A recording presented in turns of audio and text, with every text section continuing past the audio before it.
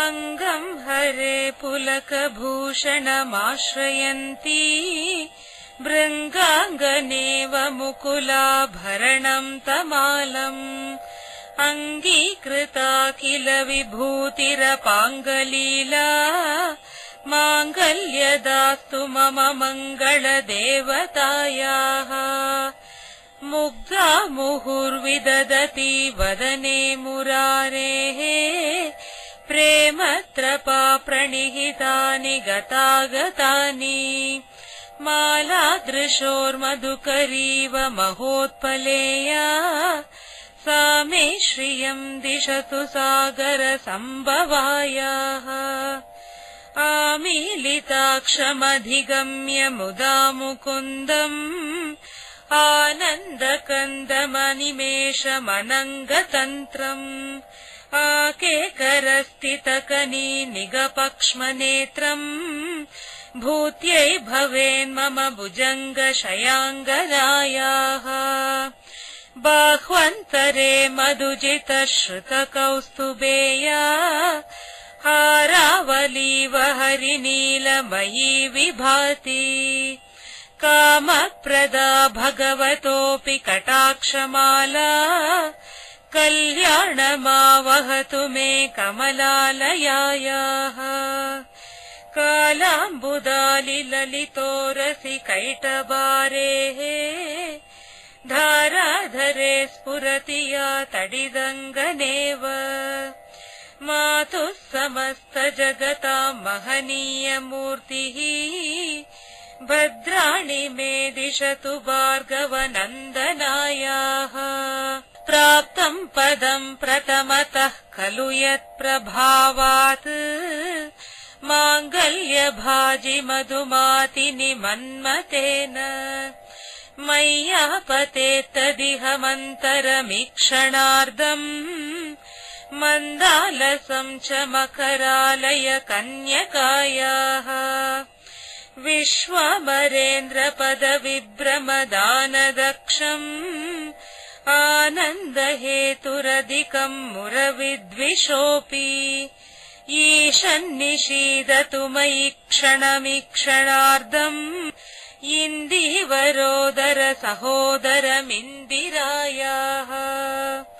इष्टाविशिष्टमतयोऽपि यया दयार्द्रः दृष्ट्या त्रिविष्टपपदं सुलभं लभन्ते दृष्टिप्रहृष्टकमलोदर दीप्तिरिष्टाम् पुष्टिं कृषिष्ट मम पुष्करविष्टरायाः दद्यादयानुपवनो द्रविणाम्बुदाराम् अस्मिन्न किञ्चन विहङ्गशिशौ विषण्णे दुष्कर्मघर्ममपनीय चिराय दूरम् नारायण प्रणयिनी नयनाम्बुवाः की देवदेति गरुडध्वज सुन्दरीति शाकम्भरीति शशिशेखर वल्लभेति सृष्टिस्थितिप्रलयकेलिषु संस्थिताया तस्यै नमस्त्रिभुवनैकगुरोस्तरुण्यै श्रुत्यै नमोऽस्तु शुभकर्मफलप्रसूत्यै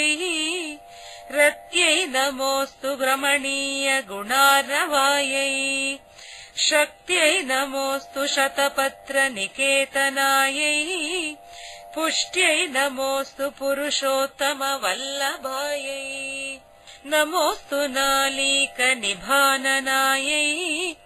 नमोऽस्तु दुग्धोदधिजन्मभूम्यै नमोऽस्तु सोमामृतसोदरायै नमोऽस्तु नारायणवल्लभायै नमोऽस्तु हेमाम्बुजपीठिकायै नमोऽस्तु भूमण्डलनायिकायै नमोऽस्तु देवादिदयापरायै नमोऽस्तु शार्ङ्गायुधवल्लभायै नमोऽस्तु देव्यै भृगुनन्दनायै नमोऽस्तु विष्णोरुरसिस्थितायै नमोऽस्तु लक्ष्मी कमलालयायै नमोऽस्तु दामोदर वल्लभायै नमोऽस्तु कान्त्यै कमलेक्षणायै नमोऽस्तु भूत्यै भुवनप्रसूत्यै नमोऽस्तु देवादिभिरर्चितायै नमोऽस्तु नन्दात्मजवल्लभायै सम्पत्कराणि सकलेन्द्रियनन्दनानि साम्राज्यदानविभवानि सरोरुहाक्षि त्वद्वन्दनानि दुरिताहरणोद्यतानि मामेव मातरनिशं कलयन्तु मान्ये यत्कटाक्षसमुपासनाविधिः सेवकस्य सकलार्थसम्पदः सन्तनोति वचनाङ्गमानसैः त्वां मुरारिहृदयेश्वरीं भजे सरसिजनिलये सरोजहस्ते धवळतमांशुकगन्धमाल्यशोभे भगवति हरिवल्लभे मनोज्ञे त्रिभुवनभूतिकरि प्रसीद मह्यम् दिग्गस्तिभिः कनककुम्भमुखावसृष्ट स्वर्वाहिनी विमलचारुजलाप्रताङ्गी प्रातः नमामि जगतां जननीमशेष लोकाधिनाथ गृहिणीममृताब्धिपुत्रीम् कमले कमलाक्षवल्लभे त्वम् करुणापूरतरङ्गितैरपाङ्गैः अवलोकय मामकिञ्चनानाम् प्रथमम् पात्रमकृत्रिमम् दयायाः स्तुवन्ति ये स्तुतिभिरमिहिरण्वहम् त्रयीमयीम् त्रिभुवनमातरम् रमाम् गुणाधिका गुरुतर भाग्यभागिनः भवन्ति ते भुवि बुधभाविताशयाः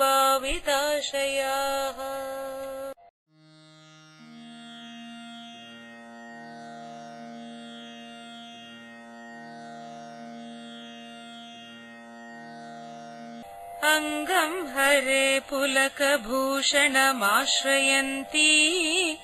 भृङ्गाङ्गनेव मुकुलाभरणम् तमालम् अङ्गीकृता किल विभूतिरपाङ्गलीला माङ्गल्यदास्तु मम मङ्गलदेवतायाः मुग्धा मुहुर्विदधति वदने मुरारेः प्रेमत्रपा प्रणिहितानि गतागतानि मालादृशोर्मधुकरीव महोत्पलेया सा मे श्रियम् दिशतु सागरसम्भवायाः आमीलिताक्षमधिगम्य मुदा मुकुन्दम् आनन्दकन्दमनिमेषमनङ्गतन्त्रम् आकेकरस्थितकनी निगपक्ष्मनेत्रम् भूत्यै भवेन्मम भुजङ्गशयाङ्गनायाः बाह्वन्तरे मधुजितश्रुतकौस्तुभेया हारावलीव हरिनीलमयी विभाति कामप्रदा भगवतोऽपि कटाक्षमाला कल्याणमावहतु मे कमलालयायाः कालाम्बुदालिललितोरसि कैटभारेः धाराधरे स्फुरति या तडिदङ्गनेव मातुः समस्तजगतां महनीयमूर्तिः भद्राणि मे दिशतु भार्गवनन्दनायाः प्राप्तम् पदम् प्रथमतः खलु यत्प्रभावात् माङ्गल्यभाजि मधुमातिनि मन्मतेन मय्यापतेत्तदिहमन्तरमीक्षणार्धम् मन्दालसम् च मकरालय कन्यकायाः विश्वामरेन्द्रपदविभ्रमदानदक्षम् आनन्दहेतुरधिकम् मुरविद्विषोऽपि ईशन्निषीदतु मयि क्षणमीक्षणार्धम् इन्दीवरोदर सहोदरमिन्दिरायाः इष्टाविशिष्टमतयोऽपि ययादयार्द्र दृष्ट्या त्रिविष्टपपदम् सुलभम् लभन्ते दृष्टिप्रहृष्टकमलोदर दीप्तिरिष्टाम् पुष्टिम् कृशिष्ट मम पुष्करविष्टरायाः दद्यादयानुपवनो द्रविणाम्बुदाराम् अस्मिन्न किञ्चन विहङ्गशिशौ विषण्णे दुष्कर्म घर्ममपनीय चिराय दूरम् नारायण प्रणयिनी नयनाम्बुवाहः की देवदेति गरुडध्वज सुन्दरीति शाकम्भरीति शशिशेखर वल्लभेति सृष्टिस्थितिप्रलयकेलिषु संस्थिताया तस्यै नमस्त्रिभुवनैकगुरोस्तरुण्यै श्रुत्यै नमोऽस्तु शुभकर्म फलप्रसूत्यै रत्यै नमोऽस्तु रमणीय गुणार्णवायै शक्त्यै नमोऽस्तु शतपत्र निकेतनायै पुष्ट्यै नमोऽस्तु पुरुषोत्तम वल्लभायै नमोऽस्तु नालीक निभाननायै नमोऽस्तु दुग्धोदधि जन्मभूम्यै नमोऽस्तु सोमामृत सोदरायै नमोऽस्तु नारायण वल्लभायै नमोऽस्तु हेमाम्बुज पीठिकायै नमोऽस्तु भूमण्डल नायिकायै नमोऽस्तु देवादिदयापरायै नमोऽस्तु शार्गायुध वल्लभायै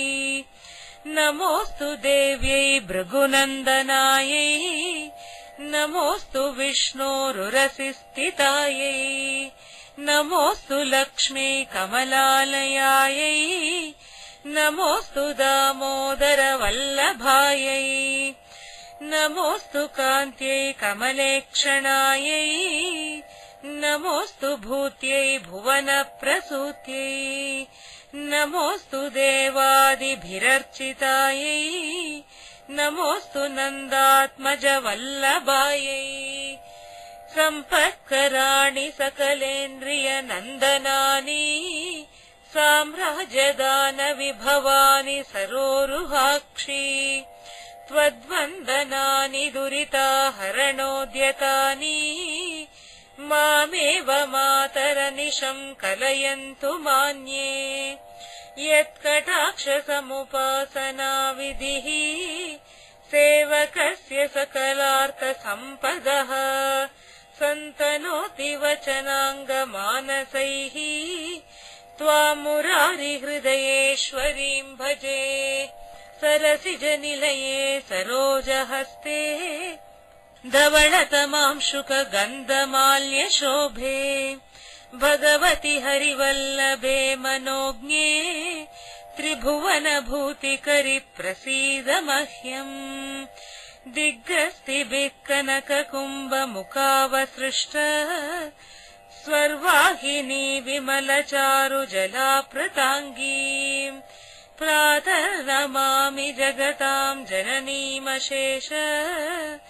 लोकाधिनाथ गृहिणीममृताब्धिपुत्रीम् कमले कमलाक्ष वल्लभे त्वम् करुणापूरतरङ्गितैरपाङ्गैः अवलोकय मामकिञ्चनानाम् प्रथमम् पात्रमकृत्रिमम् दयायाः स्तुवन्ति ये स्तुतिभिरमिहिरण्वहम् त्रयीमयीम् त्रिभुवनमातरम् रमाम् गुणाधिका गुरुतर भाग्यभागिनः भवन्ति ते भुवि बुधभाविताशयाः।